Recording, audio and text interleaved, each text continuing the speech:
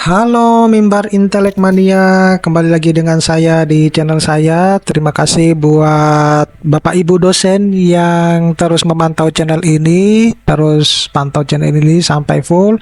Bagi teman-teman dosen yang baru mendapatkan atau yang lainnya yang baru mampir ke channel ini, dukung channel ini dengan cara mengklik tombol subscribe, like, share, dan komen, dan biasakan untuk menonton video-video saya sampai full.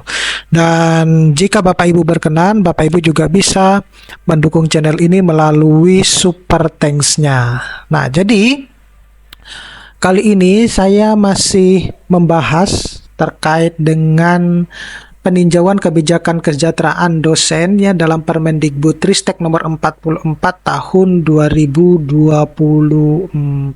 ya. Jadi dalam beberapa hari terakhir ini Permendikbudristek nomor 44 ini banyak diperbincangkan oleh sebagian besar ya yang sudah mendapatkan informasi ini ya, sebagian besar dosen-dosen yang sudah mendapatkan informasi ini, di mana Serikat Pekerja Kampus itu meninjau kebijakan kesejahteraan dosen dalam Permendikbudristek nomor 44 tahun 2024 ya.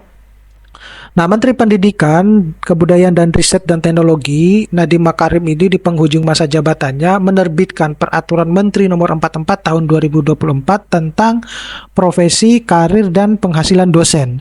Nah, ditetapkan pada 10 September 2024, di mana kebijakan ini menghadirkan sejumlah perubahan yang signifikan, terutama dalam hal kesejahteraan dosen di perguruan tinggi. Nah, aturan baru ini menetapkan bahwa gaji dosen itu tidak boleh berada di bawah upah minimum kota atau kabupaten atau yang disebut dengan UMK. Ya, memberikan kepastian bahwa penghasilan dosen itu harus di atas standar minimum yang ditetapkan secara regional. Pasal ini dianggap sebagai angin segar bagi dosen, terutama di perguruan tinggi swasta atau PTS yang selama ini sering dihadapkan pada ketidakpastian penggajian. Nah, selain mengatur gaji pokok, Permendikbudristek ini juga memperkenalkan sejumlah tunjangan yang melekat pada penghasilan dosen, termasuk tunjangan fungsional, tunjangan profesi, dan tunjangan kehormatan. Nah, penerbitan Permendikbudristek nomor 44 tahun 2024 mengenai profesi, karir, dan penghasilan dosen memberikan nafas baru bagi dunia pendidikan tinggi, terutama dalam aspek kesejahteraan dosen. Nah, bab 4 dalam peraturan ini secara eksplisit mengatur tentang penghasilan dosen yang mencangkup gaji pokok, tunjangan, serta penghasilan lain. Ini sudah pernah saya bahas di video saya ya. Menjadi bagian yang sangat penting, aturan ini bertujuan memberikan kepastian hukum serta standar yang layak terkait dengan pendapatan dosen di seluruh perguruan tinggi baik negeri maupun swasta. Nah, telah penghasilan dosen, gaji pokok dan tunjangan, kalau kita lihat pada aturan tersebut, di mana pada pasal 49 ayat 2 Permendikbudristek ini disebutkan bahwa penghasilan dosen itu terdiri dari dua komponen utama, yaitu gaji pokok dan tunjangan yang melekat pada gaji, serta penghasilan lain seperti tunjangan profesi, tunjangan khusus, dan maslahatan tambahan, ya. Dalam pasal 51 ayat 2, aturan ini menegaskan bahwa besaran gaji pokok dosen harus di atas kebutuhan hidup minimum ya, bukan sesuai dengan standar minimum, tapi harus di atas standar minimum ya, kebutuhan minimum. Di mana ini sejalan dengan konsep yang tertuang dalam peraturan perundang-undangan ketenagakerjaan yang mengatur tentang upah layak bagi pekerja sebagaimana diatur dalam Undang-Undang Nomor 13 Tahun 2003. Nah, pasal 88 Undang-Undang Ketenagakerjaan menyebutkan bahwa setiap pekerja berhak memperoleh penghasilan yang memenuhi kehidupan layak bagi kemanusiaan. Untuk mewujudkan hal ini, pemerintah menetapkan kebijakan pengupahan yang melindungi pekerja, termasuk upah minimum yang berdasarkan kebutuhan hidup layak serta memperhatikan produktivitas dan pertumbuhan ekonomi. Hal ini senada dengan Permendikbudristek nomor 44 yang mensyaratkan bahwa dosen di perguruan tinggi, baik negeri maupun swasta, wajib menerima gaji di atas kebutuhan minimum sesuai dengan ketentuan ketenagakerjaan. Jadi Bapak Ibu, kalau Bapak Ibu yang mendapatkan gaji ya, kita yang mendapatkan gaji di bawah UMR ini ya sudah selayaknya kita harus protes karena kita punya dasar hukum atas protes tersebut. Nah, saya kira juga ada sanksinya bagi perusahaan ataupun universitas yang tidak memberikan bayaran sesuai dengan upah minimum.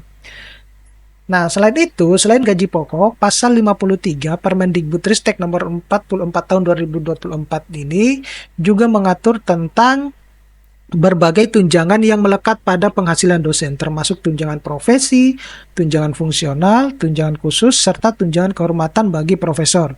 Nah, tunjangan profesi ini diberikan kepada dosen yang telah memiliki sertifikat pendidik, sementara tunjangan fungsional diberikan sesuai dengan jabatan akademik dosen.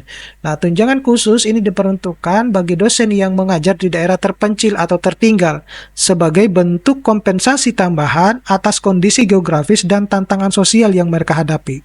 Nah, tunjangan kehormatan di sisi yang lain merupakan bentuk penghargaan bagi dosen dengan jabatan akademik profesor yang besarnya setara dengan 2 kali gaji pokok.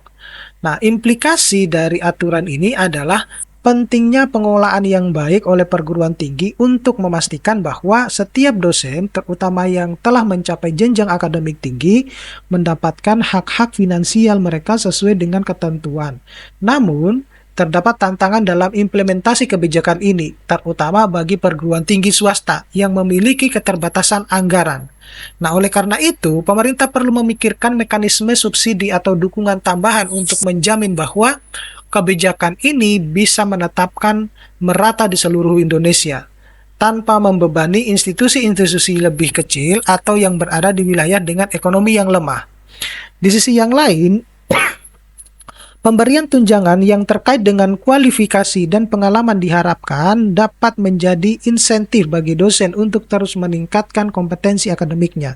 Dengan adanya skema penggajian dan tunjangan yang terstruktur dengan baik, regulasi ini juga diharapkan mampu mendorong peningkatan kualitas pendidikan di perguruan tinggi, serta bisa memberikan daya tarik lebih bagi individu-individu berkualitas tinggi untuk berkarir di dunia akademik.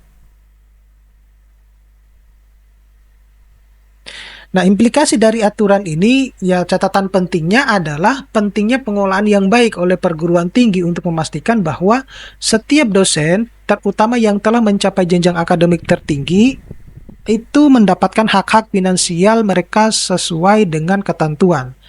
Nah, berbicara terkait dengan gaji dosen itu harus di atas upah minimum, dalam dunia pendidikan tinggi yang semakin kompetitif dan dinamis, kesejahteraan dosen menjadi perhatian yang semakin mendesak ya.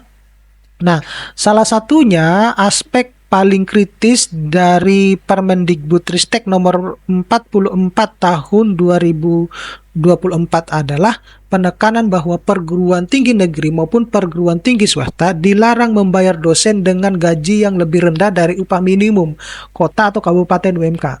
Pasal 51 ayat 2 dari peraturan ini menegaskan pentingnya penetapan standar upah minimum, menetapkan dosen dalam kerangka perlindungan hukum yang sama dengan prakerja sektor lain, namun dengan pertimbangan khusus yang menyertai status mereka sebagai tenaga profesional. Langkah ini dapat disebut sebagai terobosan besar dalam dunia pendidikan tinggi di Indonesia. Sebelum terbitnya peraturan ini, tidak ada ketentuan yang secara eksplisit mengatur standar pengupahan untuk dosen, terutama di PTS, yang seringkali menghadapi tantangan finansial dalam hal penggajian. Kondisi ini membuat standar gaji dosen bervariasi secara signifikan, dengan beberapa dosen menerima upah yang jauh di bawah tingkat yang layak, meski mereka memegang peran penting dalam bentuk generasi penerus bangsa. Dengan adanya regulasi ini, PTN dan PTS di seluruh negeri diharapkan memiliki kewajiban yang lebih jelas dan tegas dalam menetapkan standar pengupahan dosen. Mereka tidak lagi bisa berspekulasi atau mengabaikan kebutuhan hidup dosen dengan dalih keterbatasan anggaran operasional. Keterkaitan antara gaji dosen dan UMK mencerminkan kebutuhan yang menyeimbangkan penggajian dosen dengan kondisi ekonomi daerah di mana mereka bekerja. UMK sendiri dihitung berdasarkan kebutuhan hidup layak di daerah tersebut yang memperhitungkan biaya kebutuhan dasar seperti makan, tempat tinggal, pendidikan, dan kesehatan. Dengan demikian, aturan ini tidak hanya memastikan bahwa dosen menerima gaji yang sesuai dengan standar lokal, tetapi juga bahwa penghasilan mereka cukup untuk memenuhi kebutuhan hidup mereka di wilayah tempat mereka mengajar. Namun, penetapan UMK sebagai standar minimum bukanlah akhir dari solusi, melainkan pijakan awal. Dalam konteks pengembangan karir akademik, terdapat perbedaan yang sangat signifikan antara dosen pemula dengan dosen yang telah berpengalaman dan memiliki kualifikasi akademik tinggi, seperti gelar magister ataupun doktor. Di sisi lain, ketentuan dalam pasal 24 dari Peraturan Pemerintah Nomor 51 Tahun 2023 tentang pengupahan memainkan peranan penting. Pasal ini memberikan landasan tambahan yang mengatur bahwa pekerja dengan masa kerja kurang dari 1 tahun namun memiliki kualifikasi tertentu berhak menerima upah yang lebih besar dari upah minimum. Ini tidak hanya relevan bagi sektor industri tetapi juga tepat untuk diterapkan dalam dunia pendidikan tinggi. Nah, aturan ini memiliki dampak besar dalam kompleks pengupahan dosen. Sebagai contoh, seorang dosen yang baru lulus dari program doktoral dan memulai karirnya di perguruan tinggi tentu memiliki kompetensi dan kualifikasi yang lebih tinggi dibandingkan dosen pemula yang hanya memiliki gelar sarjana. Karena itu, wajar jika dosen yang memiliki kualifikasi dosen, doktor, atau magister terapan menerima gaji di atas UMK meskipun masa kerjanya belum lama. Nah, pendidikan kompetensi dan pengalaman kerja menjadi indikator penting dalam menentukan gaji yang layak dan ini diatur dengan jelas dalam peraturan tersebut. Artinya, dosen dengan kualifikasi yang lebih tinggi harus menerima kompensasi yang sepadan dengan keahlian yang ditanggungjawabkan mereka. Memastikan bahwa mereka merasa dihargai dan termotivasi untuk terus berkontribusi dalam pengajaran, penelitian, dan pengabdian masyarakat. Nah, disinilah bahwa catatan pentingnya adalah disinilah ketentuan dalam pasal 24 dari Peraturan Pemerintah Nomor 51 Tahun 2023 tentang pengupahan memainkan peranan penting. Pasal ini memberikan landasan tambahan yang mengatur bahwa pekerja dengan masa kerja kurang dari 1 tahun namun memiliki kualifikasi tertentu berhak menerima upah gaji lebih besar dari upah minimum. Nah, selain kualifikasi akademik, pengalaman kerja juga memainkan peran penting dalam struktur penggajian dosen, di mana seorang dosen yang telah mengajar selama bertahun-tahun dan memiliki rekam jejak prestasi dan pengajaran dalam pengajaran, penelitian maupun publikasi akademik patut menerima kompensasi yang lebih besar dibandingkan dengan mereka yang baru memulai karir akademik. Oleh karena itu, Pasal 24 dari PP Nomor 51 Tahun 2023 menggarisbawahi pentingnya memberikan kompensasi yang sesuai dengan untuk dosen berpengalaman. Meskipun masa kerjanya belum mencapai 1 tahun, hal ini bertujuan untuk menarik talenta akademik berkualitas tinggi ke dalam dunia pendidikan tinggi dan memberikan insentif bagi mereka yang memiliki kompetensi di atas rata-rata. Selain sebagai bentuk penghargaan atas kualifikasi dan pengalaman, penerapan upah di atas UMK untuk dosen juga bertujuan untuk meningkatkan kesejahteraan mereka secara keseluruhan. Gaji yang layak memungkinkan dosen untuk fokus pada pengembangan akademik dan profesional mereka tanpa harus khawatir tentang memenuhi kebutuhan hidup dasar. Ini juga akan mendorong dosen untuk terus meningkatkan kompetensi melalui pendidikan lanjut atau pelatihan profesional yang pada gilirannya akan meningkatkan kualifikasi pendidikan di perguruan tinggi.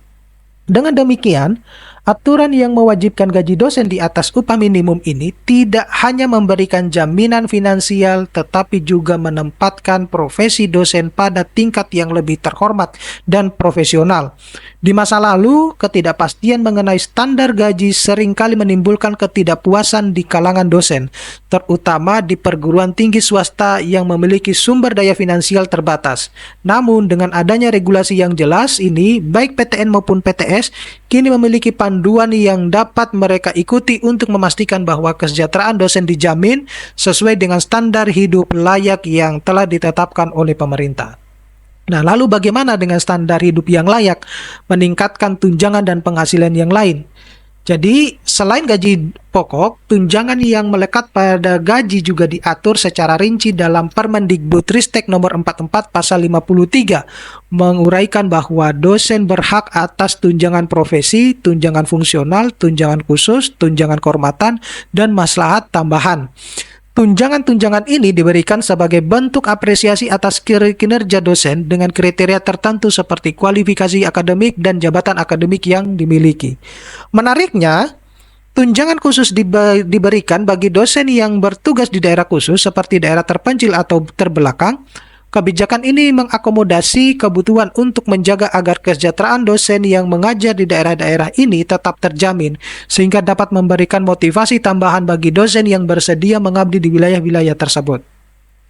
Pengaturan mengenai penghasilan dosen juga menyoroti pentingnya mempertimbangkan tunjangan kehormatan, khususnya bagi dosen-dosen dengan jabatan akademik profesor. Besaran tunjangan kehormatan ini setara dengan 2 kali gaji pokok sesuai dengan peraturan yang berlaku bagi pegawai negeri sipil. Ini bertujuan untuk memberikan insentif yang memadai bagi dosen yang telah mencapai jenjang tertinggi dalam karir akademik mereka. Lalu apa hubungannya dengan Undang-Undang Ketenagakerjaan? Nah, kalau Undang-Undang Ketenagakerjaan, ketentuan mengenai upah dosen yang diatur dalam Permendikbud nomor 44 tahun 2024 ini memiliki korelasi langsung dengan beberapa pasal penting dalam Undang-Undang nomor 13 tahun 2003 tentang ketenagakerjaan. Salah satunya adalah pasal 1 ayat 30 yang mendefinisikan upah sebagai hak pekerja yang diterima dalam bentuk uang sebagai imbalan atas pekerja atau jasa yang telah dilakukan. Ini selaras dengan aturan bahwa dosen sebagai tenaga profesional yang memberikan jasa pendidikan, penelitian, dan pengabdian kepada masyarakat berhak mendapatkan kompensasi finansial yang layak. Pasal 89 Undang-Undang Ketenagakerjaan juga menggarisbawahi pentingnya pengupahan berdasarkan wilayah yang diatur melalui upah minimum provinsi atau kabupaten kota. Hal ini relevan dengan pasal 51 ayat 2 Permendikbudristek yang mengharuskan gaji dosen itu di atas kebutuhan hidup minimum, yang dalam praktiknya bisa berarti dosen di daerah dengan UMK yang lebih tinggi harus mendapatkan kompensasi yang sebanding. Kebijakan pengupahan dalam Undang-Undang Ketenagakerjaan juga meliputi upah kerja lembur, upah untuk waktu istirahat, serta ketentuan mengenai denda dan potongan upah. Meski aspek-aspek ini belum secara eksplisit dibahas dalam Permendikbudristek, penetapan kebutuhan ketenagakerjaan ini tetap relevan bagi dosen yang bekerja dalam lingkup pendidikan tinggi. Kualifikasi pendidikan dan pengaruhnya terhadap pengupahan. Permendikbudristek nomor 44 ya juga mempertimbangkan kualifikasi pendidikan sebagai faktor penentu penghasilan. Dosen dengan kualifikasi magister atau doktor memiliki jenjang penghasilan yang berbeda sesuai dengan jabatan akademik mereka. Ini sejalan dengan pasal 24 ayat 1 PP nomor 51 tahun 2023 yang menyatakan bahwa pekerja dengan kualifikasi tertentu seperti pendidikan atau kompetensi khusus berhak atas upah yang lebih besar dari upah minimum. Dengan demikian, aturan baru ini memberikan fondasi yang kuat bagi perguruan tinggi untuk memberikan kompensasi finansial yang lebih adil dan layak bagi dosen. Hal ini tidak hanya mencangkup gaji pokok, tetapi juga tunjangan dan insentif lain yang memperhitungkan faktor-faktor seperti pendidikan, pengalaman, dan lokasi tempat mengajar. Permendikbudristek nomor 44 tahun 2024 merupakan kebijakan penting yang meski kita telaah dan kawal dalam menjamin kesejahteraan dosen di Indonesia dengan memperkuat landasan hukum mengenai gaji dosen dan tunjangan serta menjadikan standar hidup layak sebagai acuan utama. Aturan ini harapannya mampu meningkatkan kualitas hidup dosen dan pada akhirnya kualitas pendidikan di Indonesia. Nah, itu saja Bapak Ibu. Mudah-mudahan ini bisa bermanfaat informasi ini ya. Nanti kita bisa ketemu pada video-video berikutnya. Saya Iri, assalamualaikum warahmatullahi wabarakatuh.